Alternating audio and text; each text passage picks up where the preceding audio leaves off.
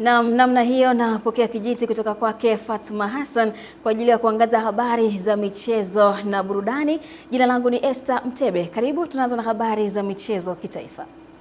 Zaidi ya wanariadha 2000 wamejiandikisha kushiriki mbio za Manyara Tanzanite Marathon zitakazofanyika Agosti 22 mwaka huu katika uwanja wa Tanzanite Kwaraha Stadium wilayani Babati mkoani Manyara kwa lengo la kuchangia ujenzi wa wodi ya watoto njiti. Akizungumza na wakati akizindua jezi maalum na vifaa vitakavyotumika kwenye mbio hizo, mkuu wa mkoa wa Manyara Queen Sendiga amewakaribisha Watanzania wote kujitokeza kwa wingi kwenye mbio hizo zinazolenga kuokoa maisha ya watoto njiti wanaozaliwa kabla ya muda. Uniformu hii ama jezi hii maalum ambayo itatumika kwa ajili ya tarehe 22 ni ili wale ambao tumeshajisajili tuanze kuchukua vitu vyetu hata kuanzia sasa hivi.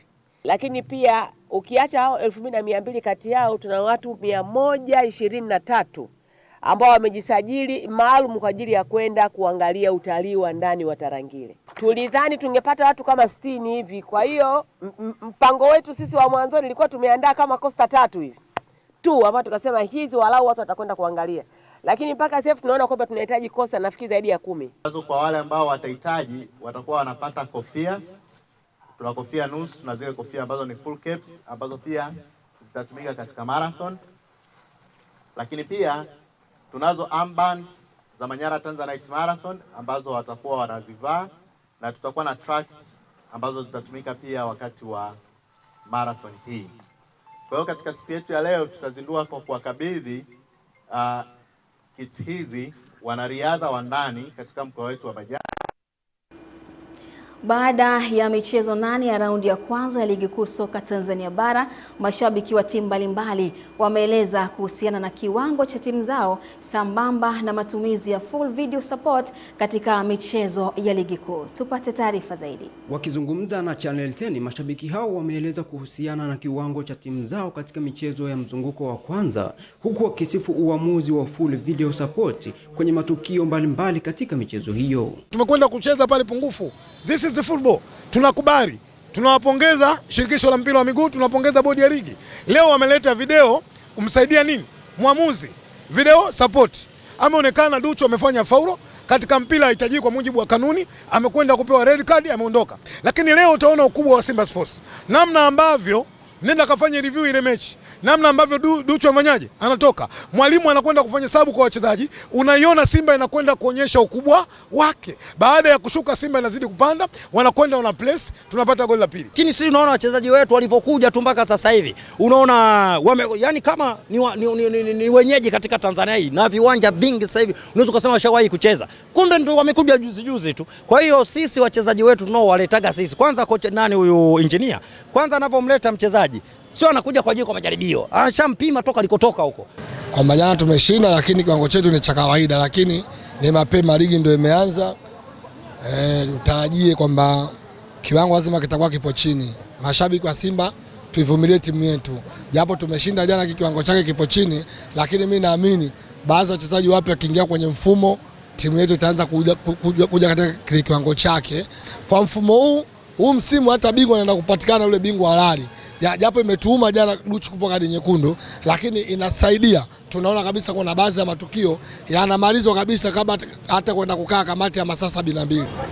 Peter Maradona Sharurile. Baraza la Michezo la Taifa BMT limepongeza serikali ya Japan kupitia balozi wake nchini Tanzania kwa kuanzisha mashindano ya Judo Ambassador Cup yenye lengo la kuibua na kuendeleza vipaji vya judo nchini.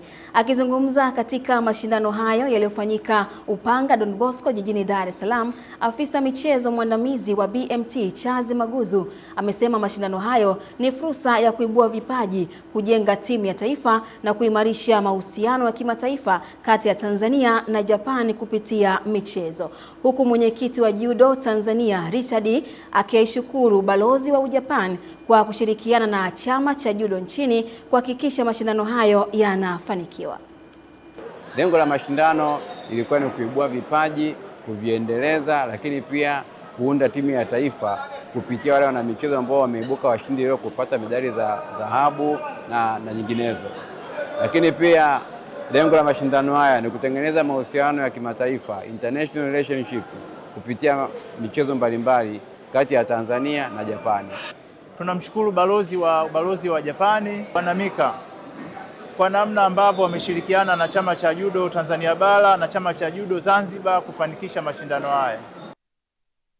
Na taarifa hiyo naweka utuo kwenye habari za michezo kitaifa, na sasa tukaangaze yapi yamejiri kwenye upande wa habari za michezo kimataifa. Timu ya taifa ya wanawake ya Cameroon imetoa ubingwa wa kombe la mataifa ya Afrika kwa wanawake WAFCON mwaka huu kwa mara ya kwanza katika historia baada ya kuifunga Malawi mabao 3-0 katika mchezo wa fainali uliochezwa usiku wa jana mjini Rabat nchini Morocco. Cameroon ilianza kwa kasi kwa kufunga mabao yote matatu katika kipindi cha kwanza.